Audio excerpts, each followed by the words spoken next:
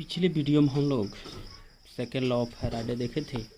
अब हम लोग को देखना है इलेक्ट्रोकेमिकल इक्विवेलेंट। देखना है बाबू, इलेक्ट्रोकेमिकल इक्विवेलेंट वैद्युत रासायनिक तुल्यांक। सबसे पहले इसको हम डिनोट कर दें। It is denoted by Z. किससे सूचित कीजिएगा? जेड से सूचित किया जाता है। जब 1 एम्पियर की धारा 1 सेकेंड तक, जब 1 एम्पियर की धारा 1 सेकेंड तक प्रवाहित, जब 1 एम्पियर की धारा 1 सेकेंड तक प्रवाहित करने पर इलेक्ट्रोड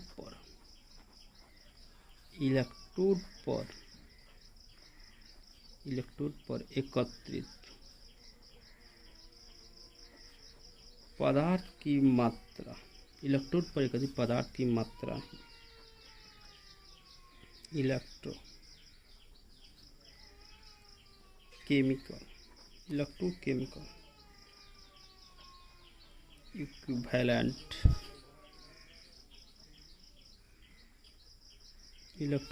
इक्विवेलेंट कहलाती है।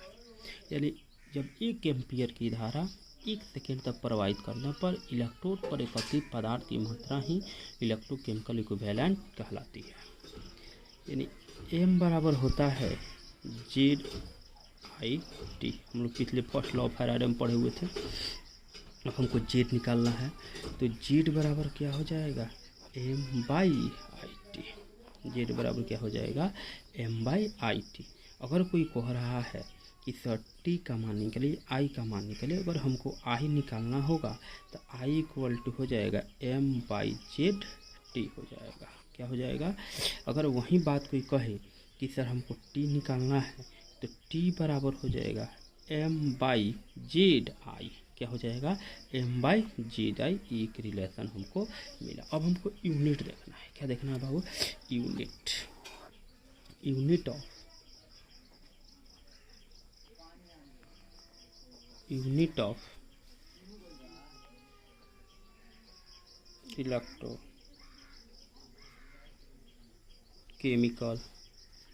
ऑफ इलेक्ट्रोकेमिकल इक्विवेलेंट वैद्युत रासायनिक तुल्यांक की इकाई। चूँकि जेड बराबर क्या होता है? एम बाई आई टी होता है। जेड बराबर क्या होता है? M by I t Z. तो एम क्या है? डिपोजिटेड अमाउंट ऑफ सब्सटेंस है। तो डिपोजिटेड अमाउंट ऑफ सब्सटेंस है तो पदार्थ की मात्रा है तो ग्राम में होगा। आई धारा है तो एम्पियर होगा। और टाइम किस में होता है? सेकेंड में होता है।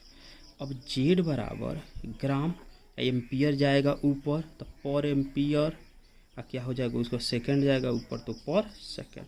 यानी जो यूनिट ऑफ इलेक्ट्रोकेमिकल इक्विवेलेंट होता है वो होता है ग्राम पर एम्पियर पर सेकेंड। अब हम लोग को देखना है रिलेशन देखना है। क्या देखना है बाबू? Relation between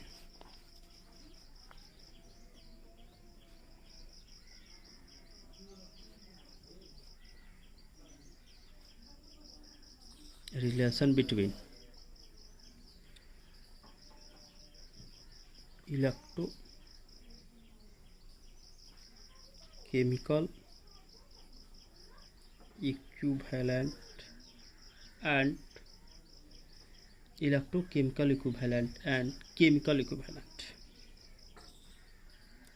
and chemical equivalent वैद्युत रासायनिक तुल्यांक, वैद्युत रासायनिक तुल्यांक और और रासायनिक तुल्यांक में संबंध। वैद्युत रासायनिक तुल्यांक, वैद्युत रासायनिक तुल्यांक रासायनिक तुल्यांक के सीधा समानुपाती होता है। यानी E directly proportional to t. यहाँ पे रासायनिक तुल्यांक को हम ई माने हैं। ई समानुपाती होगा, एफ आएगा जेड, ई बराबर एफ जेड होगा। ई बराबर क्या होगा बाबू? एफ जेड होगा। चलिए, ई बराबर आपका एफ जेड हो। अगर हमको एफ का मान निकालना, किसका मान निकालना हो, अगर हम एफ का मान निकालें, किसका मान निकालें? एफ का, तो एफ इक्वल टू हो जाएगा, क्या हो जाएगा? ई बाई जेड। तो एक रिलेशन मिला। ई बराबर क्या हो जाएगा? एफ बराबर हो जाएगा ई बाई जेड, एक रिलेशन मिला। फिर अगर एक अगला, अगर हम जेड का मान निकालें तो जेड बराबर हो जाएगा ई बाई एफ, एक रिलेशन मिला। बोले इतना में कोनो डाउट तो नहीं है। चलिए, अब कहता है Z E by F, F बराबर ई बाई जेड मिला। वेयर, जहाँ एफ बराबर फैराडे, एफ बराबर क्या हो जाएगा? फैराडे।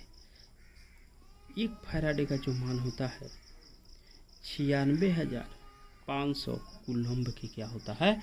बराबर होता है। कितने बराबर होगा बाबू? 96,500 कूलम्ब के क्या होता है? बराबर होता है। अब हम लोग को कुछ महत्वपूर्ण फार्मूला दिख रहा है। सब इम्पोर्टेंट फार्मूला। चलिए, जेड बराबर क्या होता है? एम बराबर जेड आई टी होगा।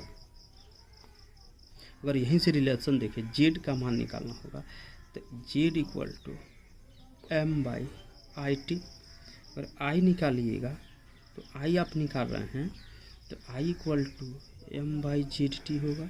टी निकालिएगा एम बाई जेड आई होगा। एक इम्पोर्टेंट है फार्मूला, इस पर हम लोग न्यूमेरिकल सॉल्व करेंगे। चलिए, दूसरा का आपको फार्मूला होगा। इस तो दूसरा का फार्मूला यहाँ पर हम लिखे हुए हैं, लेकिन फिर भी हम लिख दे रहे हैं। ई बराबर क्या होता है? एफ जेड होता है। ई बराबर क्या होगा? एफ जेड होगा। अगर एफ का मान आप निकालिएगा, एफ बराबर जेड बाई ई होगा। एफ बराबर, एक मिनट, तो अगर हमको एफ का मान निकालना होगा तो एफ बराबर क्या हो जाएगा? ई बाई जेड। एफ बराबर क्या हो जाएगा? ई बाई जेड। अब इसे निकाल लेंगे। अगर हमको फिर निकालना होगा, जेड निकालना होगा, जेड बराबर ई बाई एफ हो जाएगा। बोलिए, इतना में कोनो डाउट तो नहीं है।